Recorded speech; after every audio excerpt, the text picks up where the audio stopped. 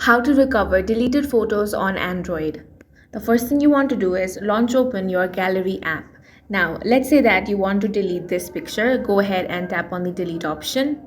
Now, once you have deleted this, and if you want to recover your deleted photo, all you want to do is tap on these three lines.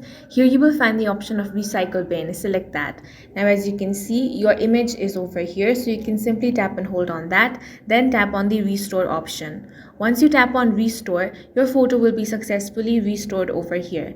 Now, let's say that this photo is no longer available in your recycle bin. In that case, what you can do is launch open Google Photos. If you have backed up your photos on Google Photos, then you can simply open this, and over here you will easily find your deleted photo. Next thing you can do is simply open up the Files app. Go ahead and launch it open. Now, you want to scroll all the way down and here find the option of Recycle Bin. Select that.